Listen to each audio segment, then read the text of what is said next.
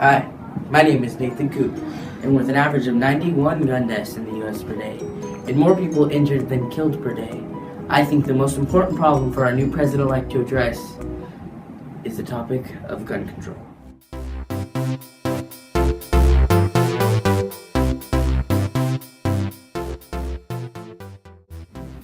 Hi, my name is Jeremy Ortiz. Through the years that this topic has been argued, America has stayed generally divided on the issue. But through the last 2 years, America has pulled slightly towards the side of stricter gun laws. Today, more than half of the population in the United States wants to restrict gun laws to an extent, therefore leaving 45% of the population content with the rules and regulations we already have in place.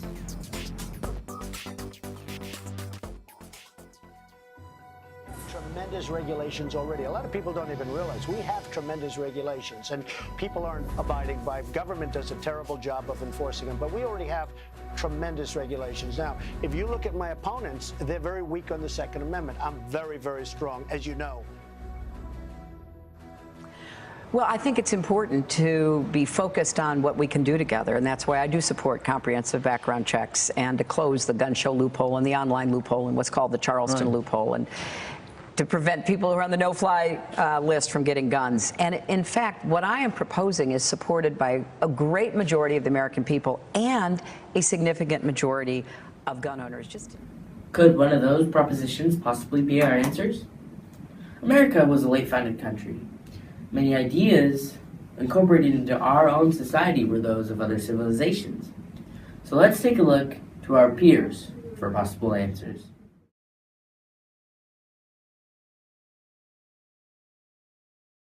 Gun laws in Australia became an issue in the 1980s. Small, violent crimes through much of the 20th century kept levels of public concern about guns low.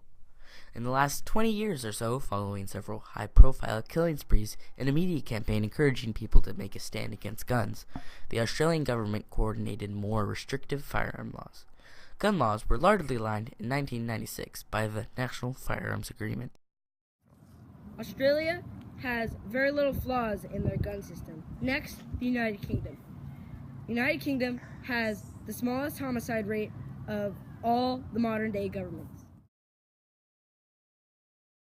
Members of the public may own sporting rifles and shotguns subject to licensing, but handguns were effectively banned after the Dunblane School massacre in 1996.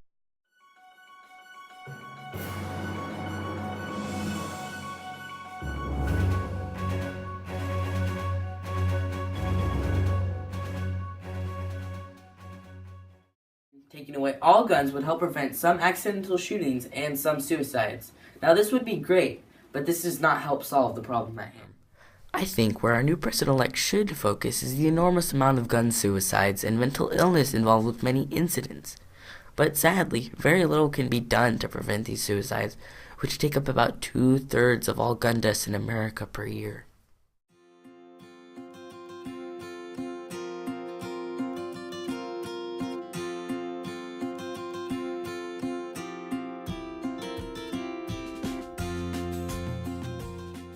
First, Congress would vote individually, with House of Representatives voting separately and the Senate voting separately.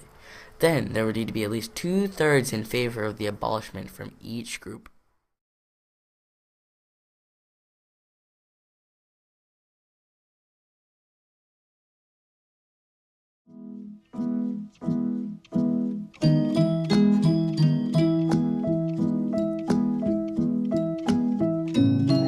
One thing that I've noticed about our society as a whole is that we've really polarized ourselves into us versus them mentality. Racial and ethnic wars, if you will, are fueled by this instantaneous availability of information. A couple of reasons. I think the media has a lot to do with it. I think news stories are broadcast on a global level now, and what's happening in our local communities is overshadowed.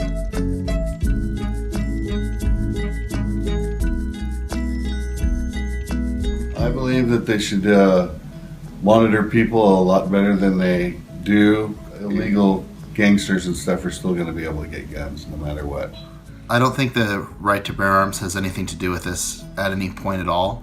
I think that somebody who's driven to kill and murder people will do whatever they can to get weapons, whether it be a gun, a knife, whether they make a bomb, light a house on fire, whatever people do, if they want to create violence and hurt people, they will do so regardless.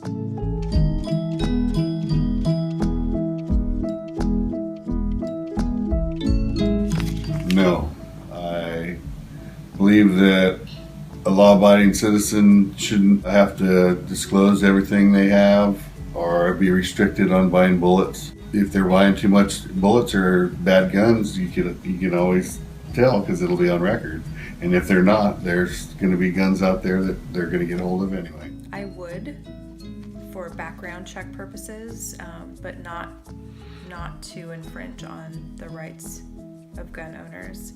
I think expanding it to a federal level would be another layer of accountability in terms of keeping guns out of the hands of the wrong people. I do think that gun regulation should actually be federalized and not on a state level. I think if gun possession became a federal crime or a federal enforced law, it would be a lot easier to convict people and give them lengthier prison sentences when they commit crimes using firearms, because the federal court system is considerably more conservative and gives longer prison sentences than the state of California. Additionally, the rules would be uniform. So if I had a concealed permit in the state of California, my permit would be good elsewhere. So, Mr. President, What are you gonna do about gun control? I'm proud to be an American.